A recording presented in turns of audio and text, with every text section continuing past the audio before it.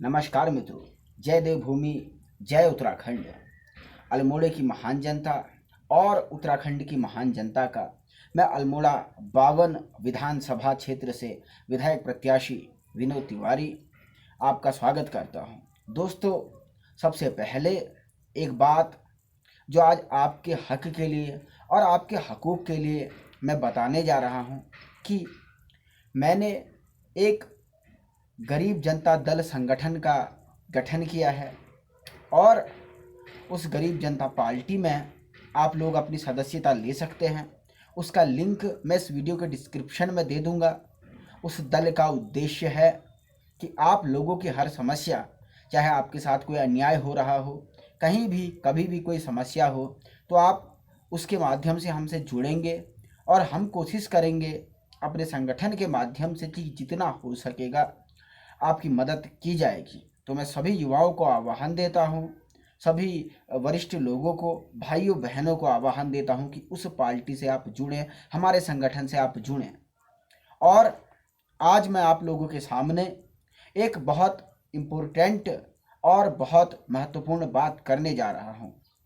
एक ऐसी बात करने जा रहा हूँ जिससे देहरादून में बैठे हुए सत्ता के सत्ताधीशों की कुर्सियाँ, उनके इंद्र का आसन आज डोलने लगेगा। वो घबराहट के मारे आज छिपने लगेंगे, क्योंकि आज हमारी जो दो बहुत प्रमुख मांगे हैं और मेरे युवा भाई बहन जिन दो प्रमुख मांगों के लिए सरकार के आगे पिछले कई दिनों से प्रार्थना कर रहे हैं, लेकिन सरकार की आंख में कोई भी जूं, सरकार के कान में कोई भी जूं नहीं रेंग रही है। और इसीलिए उन दो मांगों को लेकर के अब मैं बेमियादी भूख हड़ताल पर जाने वाला हूं, जिसको आप लाइव देख पाएंगे। आज मैं घोषणा करता हूं कि अगर दो मांगें, सबसे पहली कि पुलिस में भर्ती की आयु सीमा बढ़ा करके अगर 23 से 28 नहीं की जाती है तो मुझे भूख हड़ताल पर जाने के लिए मजबूर होना पड़ेगा। भले ये भूख हड़ताल मेरा बलिदान ले ले, लेकिन एज तो 23 से 28 होनी ही चाहिए। उसके लिए हमने धामी जी से पहले भी हाथ जोड़ के प्रार्थना की, हम फिर हाथ जोड़ के प्रार्थना कर देते हैं, क्योंकि पुलिस की भर्ती बहुत लंबे समय के बाद आ रही है, बहुत लंबे समय के बाद आ रही है। और उन बच्चों का कोई दोष नहीं जो उस समय 16 या 17 साल के थे और इतने साल के बाद क्योंकि भर्ती आई है इसीलिए वो 23 या 24 साल के हो गए हैं, तो बगैर किसी भर्ती को दिए हुए ही अनएलिजिबल और ओवर एज हो गए हैं। इसमें उनकी कोई गलती नहीं है। हर साल भर्ती आती या हर 2 साल में भर्ती आती तो हम कह सकते, या कम से कम 5 साल के भीतर भी भर्ती आती तो हम कह सकते थे कि निश्चित तौर पर यहाँ पर लोगों के साथ न्याय हुआ है। और दूसरी जो मेरी सबसे बड़ी मांग अपने युवा साथियों के पक्ष में है, वो मांग है कि जो वन दरोगा मामले में युवाओं के मन में असंतोष है, देखिए ये कोई नहीं कह रहा कि खुला भ्रष्टाचार हुआ, क्योंकि अभी किसी को पता नहीं कि वास्तविक बात क्या है, लेकिन इशारा इसी तरफ है कि दाल में कुछ काला ही नहीं बल्कि दाल ही काली है। और उस काली दाल का पता लगाने के लिए मैं मांग कर रहा हूं कि कहीं ना कहीं एक एसआईटी हाईकोर्ट के रिटायर्ड जस्टिस साहब के नेतृत्व में बननी चाहिए कि इस मामले में क्या हुआ, ताकि दूध का दूध और पानी का पानी हो सके। और सरकार को ये बात सुननी होगी, ये बात समझनी होगी। आज मैं अपने क्षेत्र के युवाओं से इस बारे में खुल के बात करना चाहूँगा, उनका सपोर्ट लेना चाहूँगा। देखिए, हमारी दो मुख्य समस्याएं हैं। हमें पता है कि उस समस्या को दूर कैसे करना है, लेकिन हम करना नहीं चाहते, हमारी इच्छा शक्ति नहीं है। यानी एक सांप आपको लगातार काट रहा है, लगातार आपको विषैले दंत चुभो रहा है, लेकिन उस सांप से आप दूध पिलाने को उसे मजबूर हैं, आप उसे लड़ नहीं रहे हैं, उस सांप का फल कुचल नहीं रहे हैं। ये सबसे बड़ी समस्या है। मैं पहले भी कह चुका हूँ कि जो लोग हर चुनाव में 3 से 5 करोड़ रुपए खर्च करते हैं, हर वोट के बदले में 500 रुपये का नोट और एक बोतल शराब की लोगों को पकड़ा देते हैं, वो लोग कैसे भ्रष्टाचार नहीं करेंगे कल की डेट में? आप किस मुंह से उन लोगों से ईमानदारी की अपेक्षा कर सकते हैं? ये सवाल मैं रोज लोगों के बीच उठा रहा हूँ। आखिरकार आप फिर सोच भी कैसे सकते हैं कि कोई 5 करोड़ रुपए से खर्च करे, उसके बाद चुनाव जीते, फिर वो अपने उन पैसों को वसूल करने की बजाय आपके भले के लिए काम करे? ये तो सोचना ही एक प्रकार से बेईमानी है।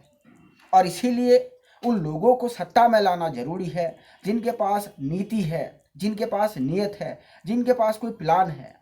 आज मैं अपने सारे विपक्षी दलों से पूछना चाहूँगा, मैंने अल्मोड़े के विकास के लिए बहुत सारी बातें करी हैं, यूट्यूब पर बहुत सारे वीडियोस डाले हैं कि क्या मेरा विज़न है। आइए बहस करते हैं, खुले मंच पर बहस करते हैं, बताते हैं कि आखिरकार कैसे आपका विज़न है, कैसा मेरा विज़न है।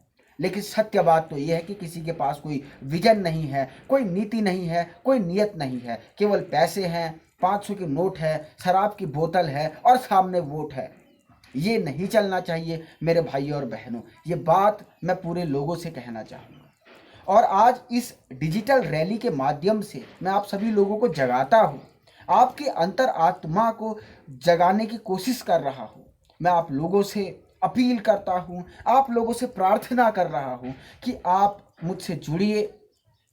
मेरा यूट्यूब चैनल है, उस पर कमेंट में अपना नंबर लिखिए, या मैं अपना नंबर आपको बता रहा हूँ 9456502774। इस नंबर के माध्यम से मुझसे व्हाट्सएप पे जुड़िए, मुझसे जुड़िए, मेरे कार्यकर्ता बनिए, मुझे चुनाव में सपोर्ट कीजिए। और हो सके तो फाइनेंशियली इसी नंबर पे आप गूगल पे भी कीजिए ताकि मैं ज़बरदस्त तरीके से इलेक्शन लड़ सकूं। और मैंने अब क्योंकि एक पार्टी बना दी है, गरीब जनता पार्टी, उसमें उत्तराखंड के सभी क्षेत्र के युवाओं को मैं आगे आने की बात करता हूं। मैं वृद्धों को, जो वरिष्ठ लोग हैं, उन्हें आमंत्रित करता हूं कि आइए, आप लोगों के मार्गदर्शन में हम युवा काम करेंगे। लेकिन मैं अब इन बीजेपी वालों, ये डबल इंजन की जो सरकार वाले हैं, जिनके दोनों इंजन अब फेल हो चुके हैं, ये जो कांग्रेस वाले हैं, जो आज़ादी के 70 सालों तक राज करते रहे हैं, और ये जो आप पार्टी वाले हैं, इनसे मैं कहना चाहूँगा कि अब आप लोगों का उत्तराखंड में कोई काम नहीं। अब उत्तराखंड की कमान यहीं के युवा साथियों के हाथ में होगी, मेरे जैसे युवा साथियों के हाथ में होगी, मेरी और युवा भाई बहनों के साथ हाथ में होगी। और यहाँ के युवा ही अब इस उत्तराखंड राज्य को बीमारू राज्य से एक समृद्ध और एक शक्तिशाली राज्य बनाने की दिशा में आगे बढ़ेंगे। और यही एक रास्ता अब मुझे नज़र आता है और है भी, कि कहीं ना कहीं जब तक हमारे युवाओं को सत्ता नहीं मिलेगी, युवा राजनीति में खुद नहीं आएंगे, ये लोग हमें नहीं आगे बढ़ने देंगे। न सिर्फ युवा, बल्कि मैं एक गरीब किसान का प्रतिनिधित्व करता हूँ, मजदूरों की तरफ से आता हूँ, किसानों की तरफ से आता हूँ, समाज के गरीब वर्ग की तरफ से आता हूँ। और समाज में आज भी 60 से 70% लोग जो है निम्न मध्यम वर्ग या गरीब वर्ग से आते हैं। तो उन सभी लोगों को एक छत्र लामबंद होकर के हमें सपोर्ट करना चाहिए, क्योंकि आपको आज तक दिन में मुंगेरी लाल के हसीन सपने ही केवल इन राजनीतिक दलों ने दिखाए हैं, केवल मुंगेरी लाल के हसीन सपने। तो उन सपनों की दुनिया से बाहर निकलिए और अब प्रैक्टिकल में, प्रयोगात्मक तौर पर कुछ अच्छा करने का हम प्रयास करते हैं। ये मैं आप लोगों से अपील करता हूँ। और इस डिजिटल रैली को अल्मोड़े के, उत्तराखंड के हर घर, हर मोबाइल में सुनाइए, ताकि लोगों को पता चले कि विजन क्या है, नीति क्या है, नियत क्या है। फिर से कल मिलेंगे एक और डिजिटल रैली में, आप लोगों को जगाने के लिए, अपने साथ जोड़ने के लिए, कटिबद्धता के साथ, प्रतिबद्धता के साथ। तब तक के लिए जय देवभूमि, जय उत्तराखंड, भारत माता की जय हो।